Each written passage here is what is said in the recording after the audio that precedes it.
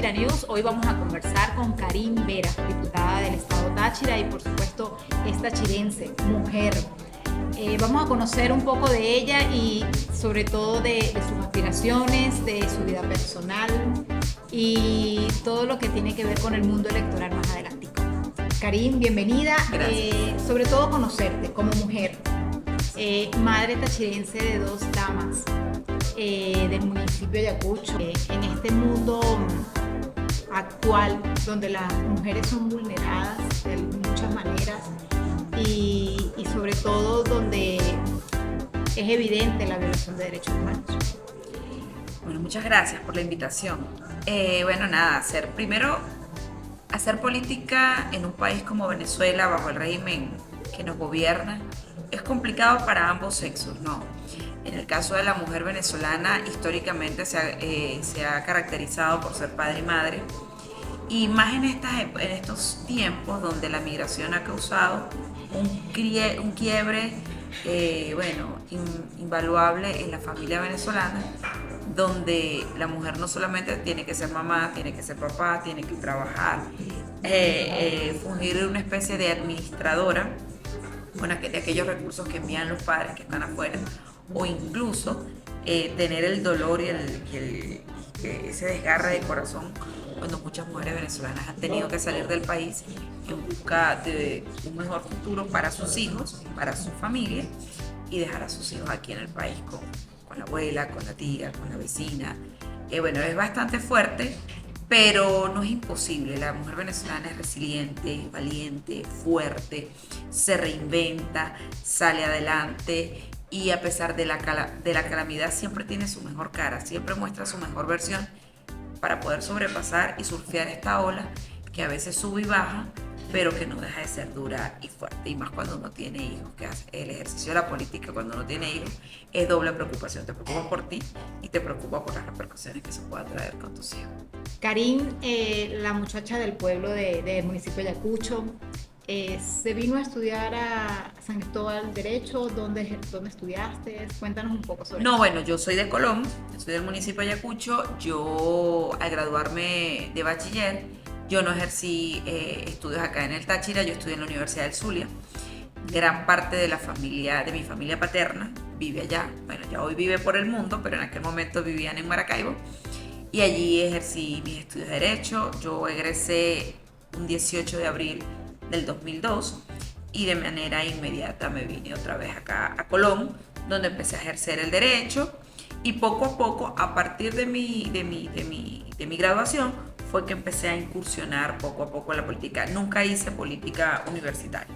Fue posterior a mi graduación cuando empecé a ejercer en el municipio como una dirigente municipal más. ¿Cuál fue esa semilla de Karin? Mi papá y mi abuela materna.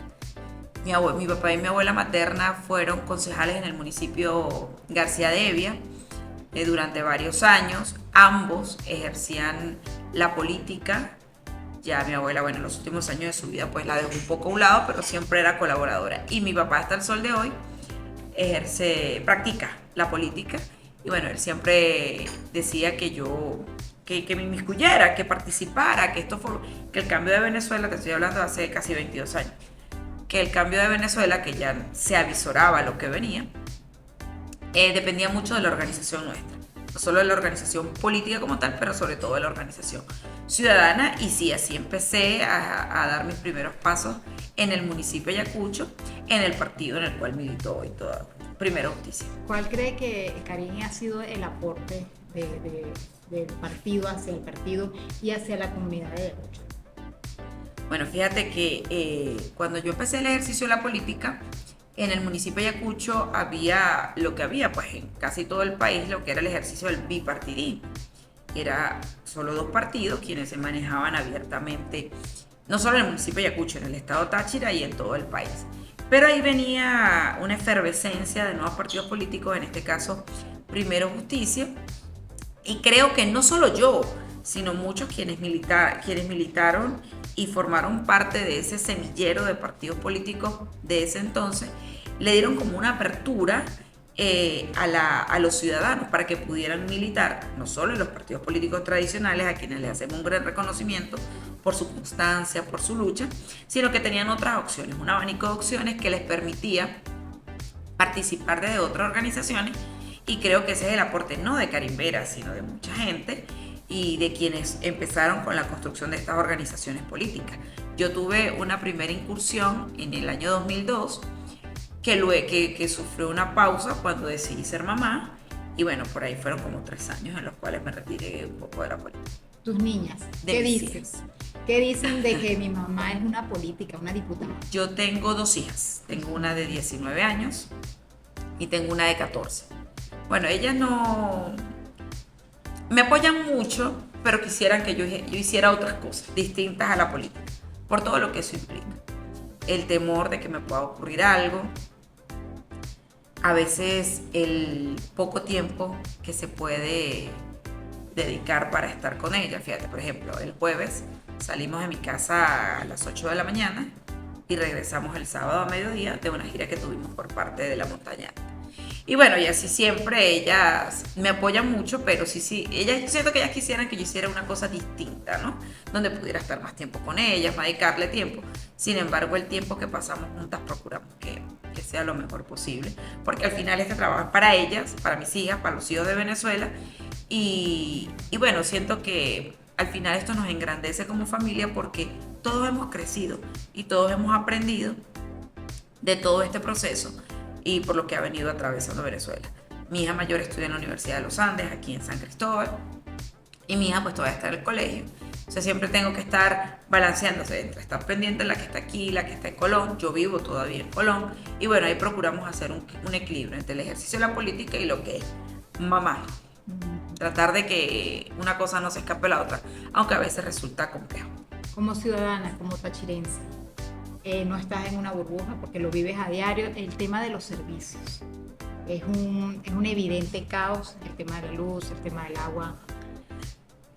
Es grave, y en principio yo en lo particular como ciudadana sentía que era un tema de los municipios y no de la ciudad capital. Pero de unos años para acá, o sea, el problema es generalizado, y pareciera que el problema se afianca más en el occidente del país. Fíjate, te voy a contar una anécdota, algo que me ocurrió el martes de la semana pasada. Tenía que ir a la frontera a hacer una diligencia personal y además algunas actividades políticas que tenía allí. Salí de mi casa a 7:15 de la mañana y no tenía luz. Llegué a San Cristóbal, no tenía luz. Llegué a San Antonio, no tenía luz. Salí de San Antonio sin luz. Llegué a Ureña sin luz. Salí de Ureña sin luz. Y llegué a mi casa a las 8:30 de la noche y no tenía luz. O sea, casi que me movilicé por los diferentes bloques del corte eléctrico y a diferentes horas, y nunca hubo luz. Nunca hubo luz. Entonces, eso forma parte de la profunda crisis, que no solamente es prender el televisor y no poder. No, es sencillamente que no hay productividad. Ningún estado ninguna sociedad normal puede surgir de esa forma. Y eso si hablamos de luz.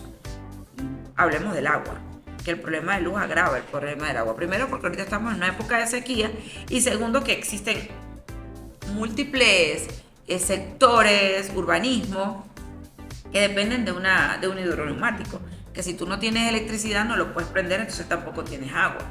En los últimos días hemos visto cómo ha mejorado el suministro de combustible, pero eso es como uno sube y baja. Vamos a ver hasta cuándo nos dura. Y así mucho con los servicios públicos en general, porque se te va la luz, no tienes conectividad, se te va la luz, pierdes la cobertura, no hay internet. O sea, vivimos en un profundo caos que nos agobia, que hace que emocionalmente muchas veces colapsemos, y ahí es donde tenemos que ser resilientes, respirar, hacer ejercicio, buscar la forma de que nuestro organismo esté tranquilo para poder soportar la crisis, pero que a su vez nos permita generar ánimo y tener energía para salir adelante y dar nuestro granito de arena en lo que nos corresponde, porque lo que sí es cierto es que esto depende de quienes nos gobiernan. Pareciera que es una medida de control para tenernos distraídos y no hacer lo que como ciudadanos nos corresponde, y es haciendo cosas desde su espacio, para poder pues, generar cambios. No solamente cambios políticos, cambios sociales, cambios de nuestro entorno más pequeño hasta lo más grande que nos permita poder salir adelante en esta profunda crisis. ¿Cuál crees que sea la solución para ese conflicto o esa crisis de los servicios públicos? Bueno, siempre lo digo, el problema de los venezolanos se llama Nicolás Maduro. Aquí no puede haber ningún cambio permanente, consolidado, que permita generar estabilidad en el tiempo, que no pase por la salida de Nicolás Maduro, porque hemos tenido como diferentes momentos de la historia contemporánea donde hemos sentido mejorías, pero siempre terminamos en el mismo, como cayendo en el mismo hueco, porque al final aquí no se toman medidas estables, medidas estructurales que permitan que haya sostenibilidad en el tiempo.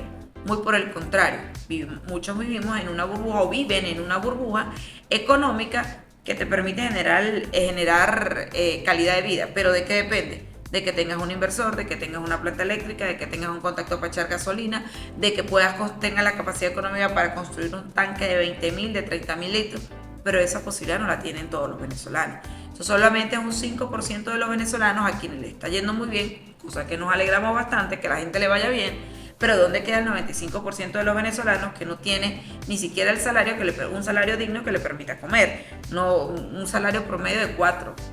Y el que mejor gana puede llegar a ganar 100, 200 dólares. Ajá, pero hagamos un presupuesto. ¿Cuánto puede ganar? El último reporte de la canasta alimentaria hablaba de 534 dólares al mes. Entonces, si tú no tienes para comer dignamente, mucho menos vas a tener para comprar un inversor, para hacer un tanque de no sé cuántos litros de agua y comprar un hidroneumático. O sea, una infraestructura que se necesita para tener una condición de vida mínima que los venezolanos promedio no lo pueden tener. Entonces, nosotros tenemos que tener un cambio radical de modelo político que nos pueda llevar a un modelo social y económico sostenible, sustentable, que nos permita abrirle las puertas a la prosperidad y que los venezolanos podamos tener condiciones de vida mínimas que nos permitan generar calidad de vida, que eso hoy no lo tenemos.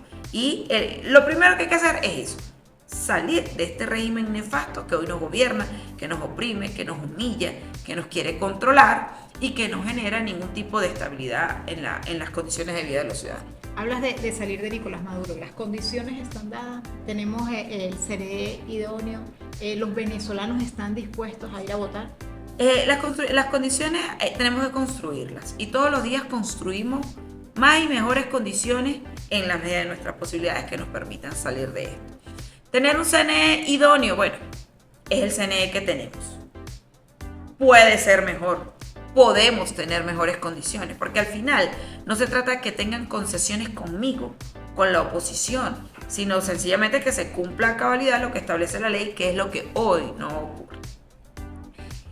En las discusiones y en las mesas de negociación de Barbados y en las que han habido anteriormente, es reiterativo la solicitud del cumplimiento de la ley para que podamos tener las condiciones mínimas que nos permitan tener un evento electoral participativo, un evento electoral donde los ciudadanos no solamente voten, sino puedan elegir a sus autoridades, y en esa lucha estamos permanentemente.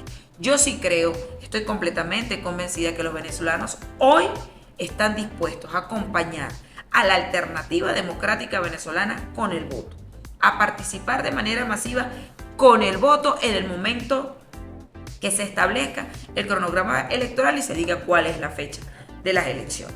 Y en eso estamos apostando totalmente, estamos en un proceso de recorrer el Estado, organizar a los ciudadanos, no solamente desde los partidos políticos, que son fundamentales, sino más allá de ellos, con la sociedad civil, generando esa fuerza ciudadana de la cual habla la candidata de la plataforma unitaria, María Corina Machado, que nos permita no solamente promover el voto, cuidar los votos y defender los votos el día del evento electoral. De eso no tengo ninguna duda, porque los venezolanos, aun cuando somos muy resilientes y pareciera que ya esto no nos importa, tenemos una profunda convicción democrática de libertad y saben que esto solo lo vamos a lograr votando y cambiando a este modelo opresor que hoy nos gobierna. Cronograma electoral. Mencionabas que el cronograma electoral. ¿Cuál crees tú que es el cronograma electoral y de qué fecha pudiéramos hablar? Bueno, en el 2024, de conformidad con la Constitución y la ley, corresponde el proceso electoral presidencial. Eso no tiene ninguna duda, esperemos que el régimen así lo cumpla. Fechas, bueno, se han hablado de múltiples fechas. Nosotros consideramos que históricamente la fecha prudente, pero no prudente para nosotros en la oposición, sino prudente para poder cumplir con todos los lapsos, apertura del CNE, depuración del CNE, bueno, todo aquello, debería ser a finales de año y como históricamente ha pasado, que ha sido siempre el primer domingo de diciembre. Pero bueno, hay gente que especula, que habla de otras fechas, hay quienes dicen que en mayo, hay quienes dicen que en junio, julio, septiembre. Bueno, al final dependemos de conversaciones que hay entre diferentes sectores que nos permitan tener una fecha que sea la más idónea, ¿sí? Para poder desarrollar todo lo que es el programa electoral, porque es que no es solamente el día de la elección, sino todo lo que hay previamente que garantice no solamente depuración del REC, actualización del REC, sino observación internacional, acompañamiento internacional para hacer un proceso ampliamente competitivo. Hoy existe una reunión, hay que estar muy pendiente de lo que salga de esas reuniones que están en la Asamblea Nacional 2020 para ver en definitiva cuál va a ser la propuesta que se tiene desde el régimen, desde el gobierno, con una probable fecha que sin duda y ante la falta de autonomía de los poderes seguramente el Consejo Nacional Electoral dirá amén, pero nosotros desde esta trinchera organizándonos, trabajando, hablando con todos los ciudadanos, con el último ciudadano a pie que consigamos, haciéndole entender de lo que está, de lo que se trata, del protagonismo, del rol protagónico que tiene el ciudadano en este momento, para que no nos agarre, diría una amiga, el catarro sin pañuelo, sino todos listos y organizados para el momento que tenga que ser. Candidata. La candidata unitaria es María Corina, pero ¿han hablado de una opción o María Corina les ha comentado a nivel de partidos su opción? Bueno, fíjate, la candidata de la Alternativa Democrática, María Corina Machado, que resultó electa en el proceso electoral primario del 22 de octubre con unos resultados arrolladores, indiscutibles, y a nadie le puede quedar la duda de que es la mujer que representa al sentimiento de cambio que tenemos los venezolanos. María Corina ha sido inhabilitada de una manera ilegal, injusta, ilegítima por demás, pero su situación, su condición de inhabilitada sigue siendo tema de discusión, no solamente en Barbados, no solamente en discusiones internas, sino con nuestros aliados internacionales. Porque al final nosotros, parte de lo que pedimos, de lo que se pide, es un proceso electoral sin inhabilitados.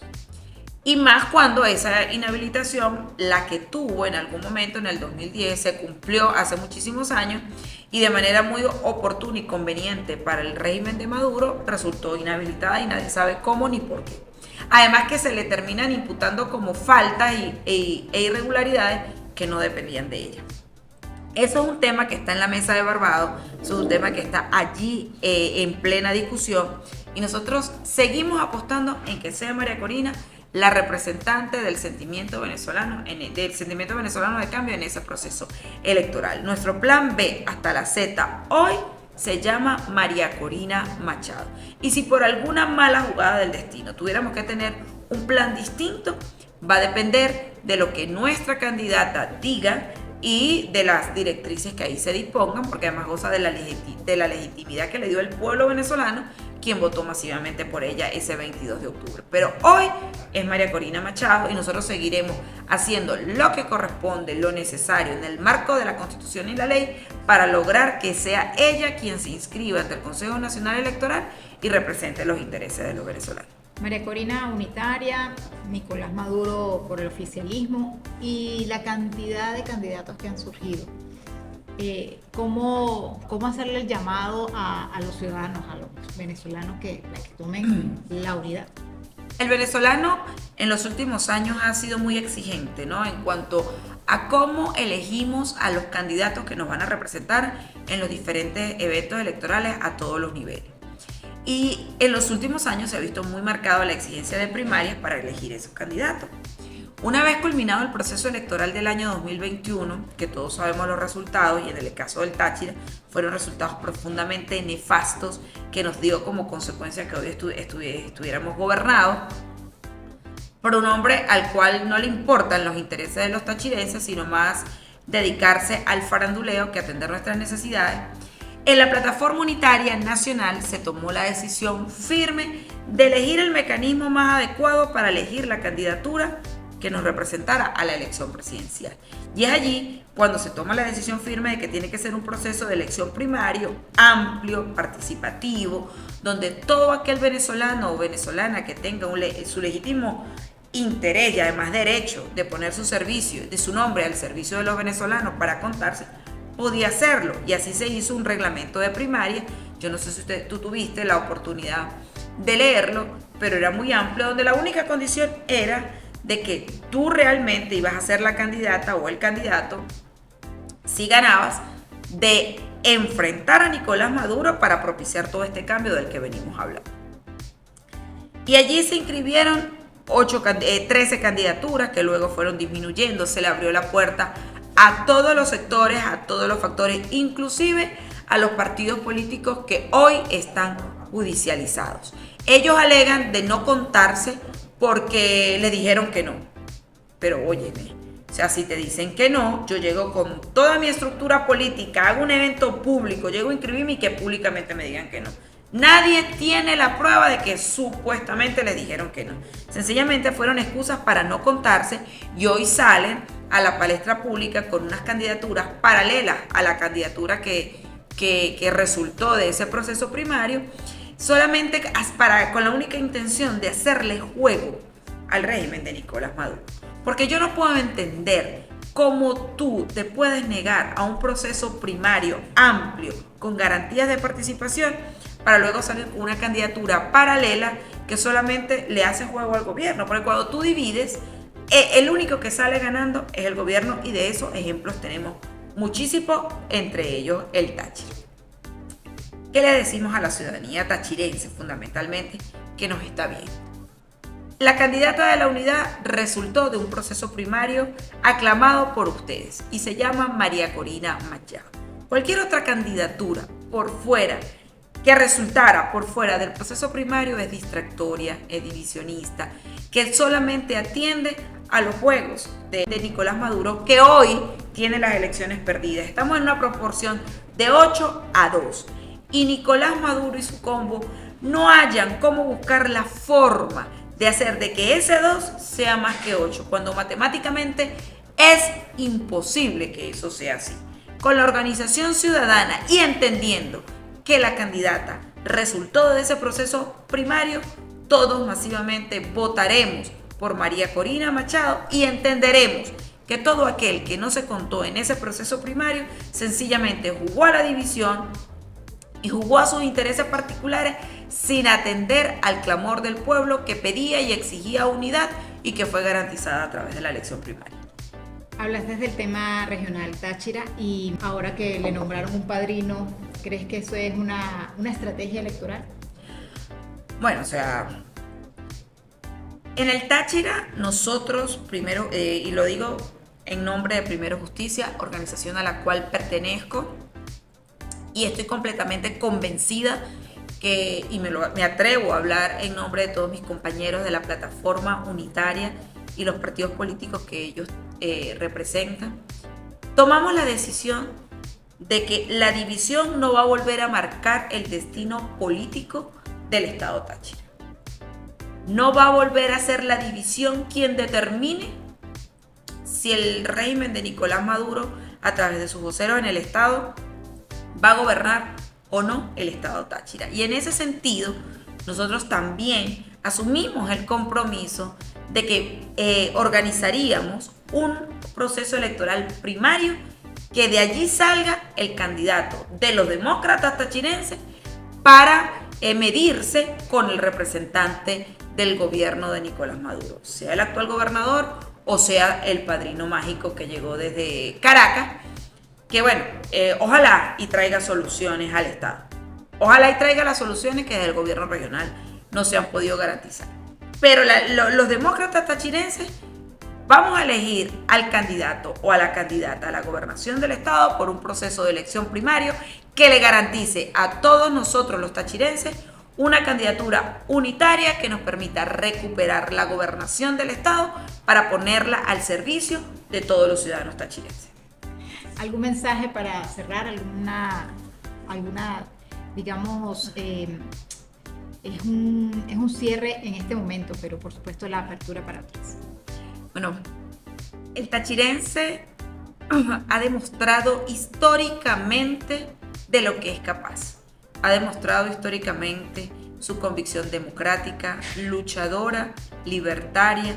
Tan es así que nos ha dado para la historia y para el estudio diferentes y varios presidentes nacidos en esta tierra.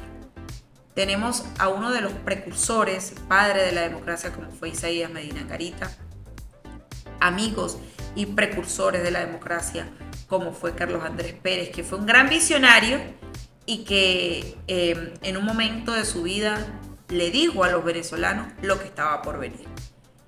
Y lo estamos viviendo y lo estamos padeciendo. Muchos otros. Y tenemos que fijarnos en esos ejemplos de demócratas tachirenses, de baluartes de la democracia venezolana, para seguir en pie de lucha, de manera organizada, comprometida, con mucha honestidad, con mucha lealtad, con mucha convicción de cambio, organizándonos y entendiendo de que el rol protagónico hoy es de los ciudadanos y que los partidos políticos y quienes ejercemos la política estamos para acompañarlos y ayudarlos en ese proceso de organización, porque el cambio depende de todos nosotros. El cambio depende de Venezuela, el cambio depende de ese espíritu hidalgo, patriota, democrático que tenemos los venezolanos y que tomamos la decisión firme de no doblegarnos más, de salir adelante y que con la herramienta política que nos da la Constitución, como es el voto, vamos a lograr el cambio, vamos a salir adelante y entre todos le abriremos las puertas a la democracia, a la libertad, pero abriremos la puerta más importante, que es la de la frontera, donde recibiremos a todos los venezolanos que están regados por el mundo y nuestros corazones se abrirán para abrazarnos y unificar nuevamente nuestras familias para que entre todos reconstruyamos a Venezuela. Bueno, gracias amigos de Táchira News, gracias a Karim por Gracias acompañarnos y bueno, esta es una de tantas entrevistas que vendrán. Gracias.